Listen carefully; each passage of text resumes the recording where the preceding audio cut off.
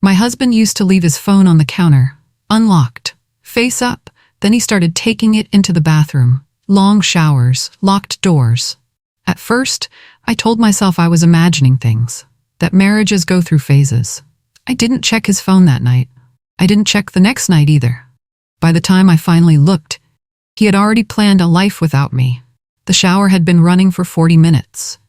Steam crept under the door while his phone buzzed silently on the counter. I stood in the hallway outside our bathroom, watching moisture gather on the mirror through the crack in the door. Marcus had been in there since I'd finished making dinner. The water ran steady, constant, wasteful. His phone sat on the granite countertop, screen lighting up every few minutes. Text notifications, email alerts. A call that went unanswered. I waited for the shower to stop. For him to emerge, to explain why he needed 40 minutes under scalding water on a Tuesday night. But the water kept running, the steam kept building, and the phone kept buzzing. I walked closer, stood in the doorway. The mirror was completely fogged. I could barely see my own reflection, just a vague outline of a woman standing in a bathroom that suddenly felt unfamiliar.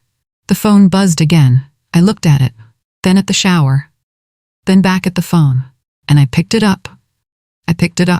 Locked, again. He'd changed the code overnight. The screen showed notifications, but no content. 3 texts from a number with no name. 2 emails with preview text cut off. 1 missed call from office. I tried the passcode I knew, the one we'd always used, our anniversary. It didn't work. I tried his birthday, my birthday, our dog's name. Nothing. He'd changed it. Sometime between yesterday and today, Marcus had locked me out of a phone that used to sit open on the table. A phone I used to borrow when mine died. A phone that had never been a secret. Until now. I set it back down, exactly where it had been. Screen facing up, right next to his watch. And I walked back to the kitchen. The pasta I'd made was getting cold. I stood at the stove, stirring sauce that didn't need stirring, listening to water run in the other room, and feeling something small and cold settle in my chest. Something that felt like the beginning of an ending. At dinner, he smiled politely and asked about my day like nothing had changed. Marcus finally came downstairs at 7:30, hair wet, skin flushed from the heat.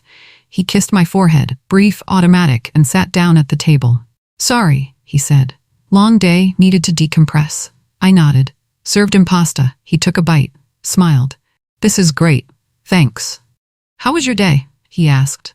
The question sounded normal, practiced, like dialogue from a script we'd performed 1,000 times. I told him about work, about the project I was finishing, about the call with my sister. He nodded at the right moments, asked follow-up questions that seemed genuine, laughed when I mentioned something funny, and the whole time his phone sat face down on the table next to his plate. He glanced at it twice. Quick, subtle checks, not obvious enough to call out, but obvious enough that I noticed. When we finished eating, he offered to do dishes. I said I'd handle it. He kissed my forehead again, grabbed his phone, and disappeared into his office. That night, he slept with his phone under his pillow. I noticed when I came to bed, Marcus was already asleep, or pretending to be, lying on his side facing away from me. I climbed in quietly, careful not to disturb him. As I settled under the covers, I saw it. The faint glow of a screen beneath his pillow. Not bright, just a dim, persistent light, like he'd left it on, or like he was waiting for something. I lay there, staring at the ceiling, listening to him breathe, watching the faint glow pulse every time a notification came through. He used to leave his phone charging on the nightstand, used to turn it off completely before bed because the light bothered him, used to curl up next to me, arm around my waist, face buried in my neck. Now he slept on the edge of the bed, phone hidden, body angled away. And I realized this wasn't new. It had been happening for weeks. I'd just been too distracted to notice, too trusting to question, too comfortable to see. But I saw it now, and I couldn't unsee it. My name is Elowen Price, and the first sign my marriage was ending wasn't another woman. It was how carefully my husband started disappearing. People talk about affairs like they're loud, dramatic, full of lipstick on collars and late-night calls and obvious lies. But Marcus wasn't like that. He didn't come home smelling like perfume, didn't make excuses about working late, didn't start fights to justify distance. He just faded, slowly, methodically, like someone dimming a light so gradually you don't notice it's getting dark and you're sitting in shadows. The long showers, the locked phone, the polite distance, the way he touched me less, laughed less, looked at me less. It wasn't passion, it wasn't reckless. It was calculated, controlled, strategic. And I didn't understand it yet. Didn't see the full picture. Just felt the unease, the wrongness. The sense that the man lying next to me every night was already somewhere else. Mentally, emotionally, physically preparing for a future I wasn't part of. I just didn't know it yet. But I would, soon. The long showers became daily. The phone never left his hand. It became routine. Every evening after work, Marcus would disappear into the bathroom. 45 minutes minimum. Sometimes an hour. I heard the water running, the fan humming, nothing else. Once I knocked, asked if he was okay. He said he was fine, just needed space. Space, in a bathroom, for an hour. I didn't push, didn't want to seem paranoid, didn't want to be the wife who questioned everything, so I let it go. But I noticed how the phone went with him everywhere now. Kitchen, living room, bathroom, bedroom, always in his hand or his pocket, never left unattended, never face up, never unlocked. He used to scroll through news articles while we watched TV, used to show me funny videos, used to ask me to look something up on his phone when his hands were full. Now he guarded it like it held state secrets. And maybe it did. Maybe it held the truth I was too afraid to ask for. He laughed less, touched me less, planned things without me. Marcus used to make me laugh, used to tell stories about work, used to come home energized and talk for an hour about his day. Now he came home quiet, answered questions in short sentences, offered no details, no stories, no connection. He used to kiss me when he walked in the door, hug me from behind while I cooked, hold my hand on the couch, touch my leg under the table at restaurants.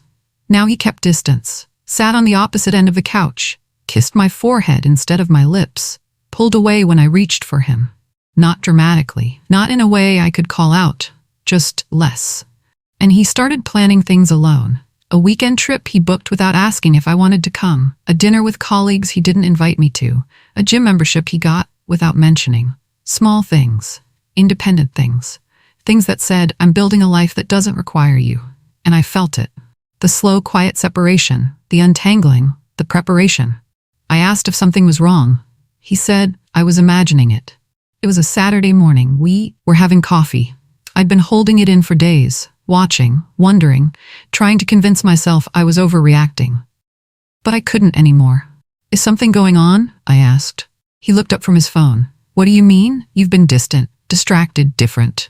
He frowned, set his phone down. I've been stressed with work, that's all. It feels like more than that. It's not. You don't talk to me anymore. You barely touch me. You're always on your phone. You, Eloin. He said my name gently, like I was a child who needed calming. You're imagining things. I'm just busy, stressed, that's it. Are you sure? Yes. He picked up his phone, looked back at the screen. I promise, everything's fine. But it wasn't, and he knew it, and I knew it, but he'd said the words, given me the reassurance, made it my problem for doubting. So I nodded, said okay, and let it drop. For now.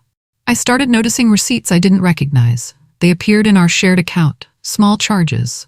Nothing alarming, but unfamiliar. Coffee shops I'd never been to, a storage unit I didn't know we had, purchases from stores we didn't shop at. I asked Marcus about them casually. What's this charge from Storage Max?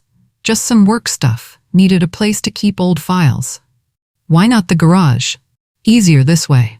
I didn't push, but I remembered, kept noticing, a shipping charge to an address I didn't recognize, a payment to a moving company, a consultation fee for a service I couldn't identify. Small, scattered, easy to miss if you weren't paying attention. But I was paying attention now, watching everything, every transaction, every late night, every long shower, every locked screen, building a picture I didn't want to see, but couldn't ignore anymore. He wasn't acting guilty. He was acting prepared. That's what I realized. Marcus wasn't sneaking around like someone having an affair. Wasn't anxious or defensive or overly affectionate to compensate. He was calm, organized, methodical, like someone checking boxes on a list, like someone executing a plan. He wasn't hiding things because he felt bad about them. He was hiding things because he didn't want me to interfere, didn't want me to know until it was too late to stop him. This wasn't guilt, this was strategy. And that scared me more than an affair ever could. Because affairs are impulsive, emotional, messy. They fall apart, they get exposed, they end. But this was calculated, controlled, intentional. This was someone who'd already decided, who was just waiting for the right time, who was building an exit ramp while I sat in the passenger seat, unaware we were even headed for the highway. One night, he forgot to log out of his email. I was on our shared laptop, looking up a recipe. When I opened the browser, his email was already loaded. Inbox open, unread messages visible. I froze, stared at the screen, knew I should close it, knew I should respect his privacy, knew this was crossing a line, but I also knew something was wrong, had known for weeks, and I was tired of being gaslit, tired of being told I was imagining things, tired of trusting someone who clearly didn't trust me. So I looked, scrolled through his inbox, past work emails and newsletters and spam, looking for something, anything, a name, a conversation, proof I wasn't crazy. And I found it, not in the inbox, in the sent folder. Emails he'd drafted, forwarded, saved, emails that told me everything I needed to know. I didn't find love notes. I found leases, transfers, spreadsheets. The first email was to a landlord confirming move-in dates for a one-bedroom apartment across town, deposit paid, lease signed, starting next month. The second was to our bank. Instructions for transferring funds to a new account, an account with only his name. The third was a spreadsheet, itemized list of our belongings, what he was taking, what he was leaving, what he'd already moved to the storage unit, books, furniture, kitchen items, personal effects, all categorized, all planned. I scrolled further, found emails to utility companies, cancellations and new accounts, found emails to his HR department, address change forms, W-4 updates, found emails to a lawyer, initial consultation, retainer agreement, draft divorce papers. Everything was there, every detail, every step, every piece of his exit strategy, laid out in clean, efficient emails, like a project plan, like a business transaction, like our marriage was just another task to close out, a one-way ticket, a new job, a separate account. There was an email from an airline, confirmation for a one-way ticket, destination, Seattle, departure, 3 weeks from now, an email from a tech company, job offer, competitive salary, start date aligned with the flight, benefits package, relocation assistance, an email from a financial advisor, consultation notes, how to separate assets, how to protect income, how to minimize alimony. Everything was planned, everything was ready. He had a new apartment, a new job, a new city, a new account, a new life. And I wasn't part of any of it. I sat there, staring at the screen, feeling my stomach drop, feeling my hands shake, feeling the room tilt. He wasn't planning to leave me. He'd already left. Mentally, emotionally, logistically. He was just waiting for the right moment to make it official. To walk out the door with everything packed and every detail handled, to avoid confrontation, to avoid guilt, to avoid me. Another woman existed, but she wasn't the center of the plan. I found her in an email chain buried deep in his sent folder. Her name was Claire. They worked together, or used to. She'd moved to Seattle 6 months ago. They'd kept in touch. The emails were friendly, professional at first, then warmer, more personal. Sharing frustrations about work, about life, about relationships. She mentioned being single. He mentioned being unhappy. She suggested he visit Seattle, check out the tech scene, see if it might be a good fit. He said he'd think about it. Then he did more than think. He applied, interviewed, got the job, and planned his move. But the emails weren't romantic, weren't sexual, weren't even flirtatious. They were practical, supportive, two colleagues helping each other navigate career transitions. She wasn't the reason he was leaving. She was just a convenient landing spot, a familiar face in a new city, a reason that felt easier than the truth, that he just didn't want to be married anymore, didn't want this life, didn't want me. And rather than say it, he planned an escape. I realized then he wasn't cheating impulsively, he was exiting strategically. This wasn't about passion, about falling for someone else, about a moment of weakness. This was about logistics, about planning, about executing a clean departure. Marcus had looked at our marriage like a project, analyzed the situation, determined it wasn't working, decided to move on, and then methodically built a plan to do so. New job, new city, new apartment, new accounts, every detail handled, every variable controlled, every possible complication minimized. He wasn't leaving in anger. in pain, in desperation. He was leaving with a spreadsheet, with a timeline, with a strategy. And the worst part?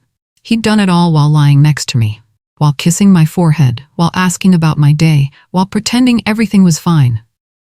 He'd built an entire exit ramp while I thought we were still on the same road, and I'd trusted him, believed him, defended him in my own mind when my instincts screamed otherwise. I closed the laptop, stood up, and made a decision. I wasn't going to confront him. I was going to beat him to it. I didn't confront him. I didn't storm into his office demanding answers, didn't cry, didn't yell, didn't ask him to explain. Because I already knew everything. Knew what he'd planned, knew when he was leaving. Knew he'd been lying for months, and confronting him would just give him time. Time to adjust, time to move assets, time to control the narrative, time to make me look crazy or paranoid or unstable. So I stayed quiet, acted normal, smiled when he came home, asked about his day, cooked dinner, watched TV, went to bed. All while screaming inside.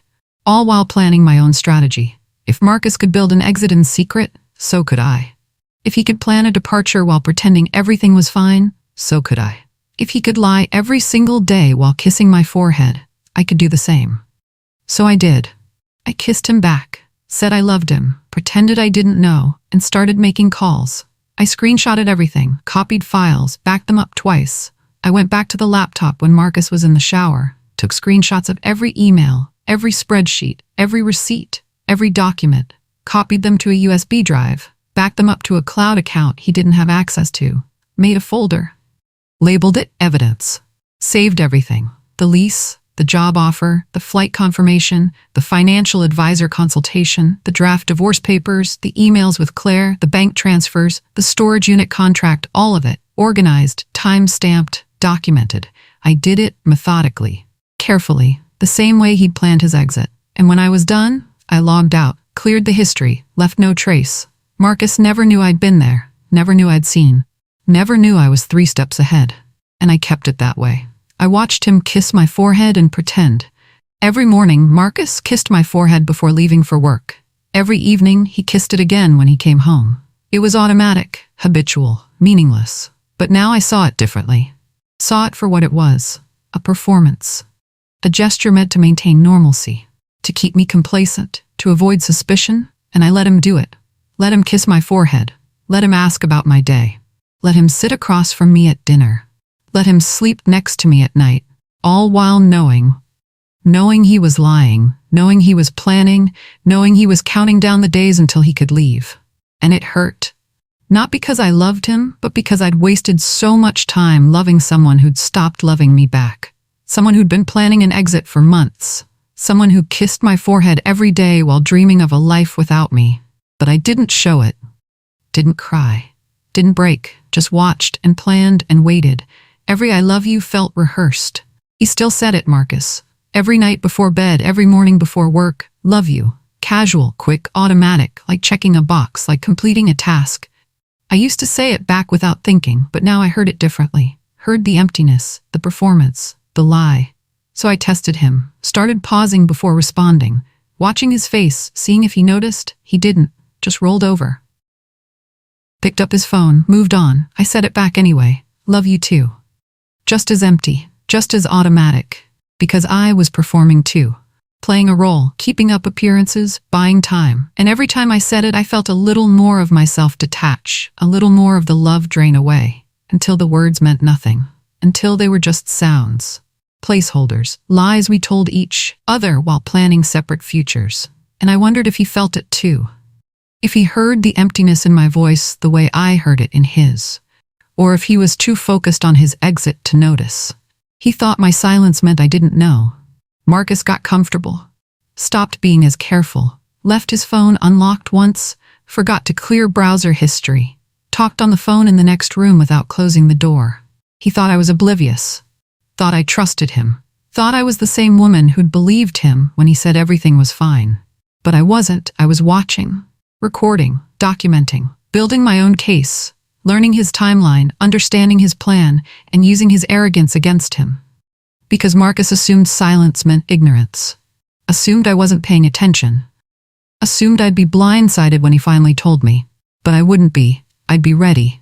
more ready than he could imagine. And when the time came, he'd realize his mistake. He'd realize that underestimating me was the biggest error in his carefully planned exit. But by then, it would be too late. I met with Lena Kroll and secured my finances first. Lena was a financial advisor my friend recommended. Discreet, competent, experienced with divorces.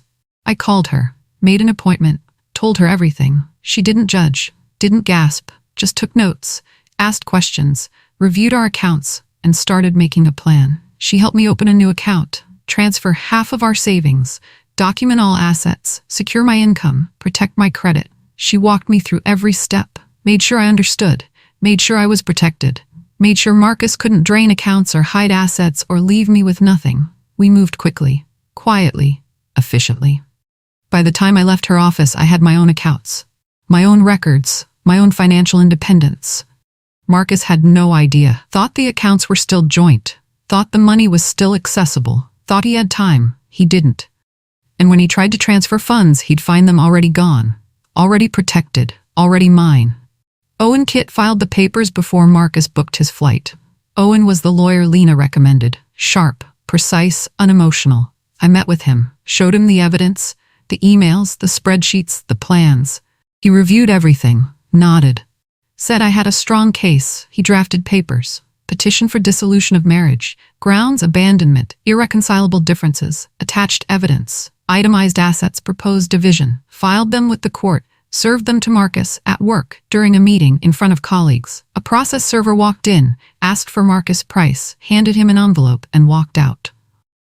Marcus opened it, read the first page, went pale, called me. I didn't answer. Called again. I didn't answer. Texted.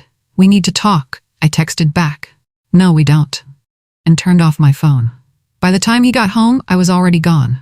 Moved to my sister's. Taken my things. Left the house empty except for the furniture he'd already listed on his spreadsheet. Left him with exactly what he'd planned to leave me with. Nothing. He came home to empty accounts and a sealed envelope. Marcus tried calling for days. I blocked him. Tried emailing. I filtered him to spam. Tried showing up at my sister's. She turned him away. Finally, his lawyer called Owen, asked to negotiate. Owen said no. Everything was already fair. Already equitable. Already done. Marcus had planned to take half. I took half first. Marcus had planned to leave the house. I let him have it. Marcus had planned to move to Seattle. I didn't stop him. I just made sure he did it on my terms, not his. The envelope I left contained one thing. A printed copy of his spreadsheet. The one itemizing our belongings. With one addition. A handwritten note at the bottom. You should have been more careful with your email. That was it. No anger, no tears, no long explanation. Just a reminder that I knew, that I'd always known, that he'd underestimated me, and that cost him everything. He asked when I found out. I said, before you packed. We met once, for the lawyers to finalize things. Marcus looked thinner, tired, older. He sat across from me. Wouldn't meet my eyes. When the lawyers stepped out, he finally spoke. When did you know? I looked at him. Really looked at him. Saw the man I'd married. The man I'd trusted. The man who'd planned to abandon me without warning.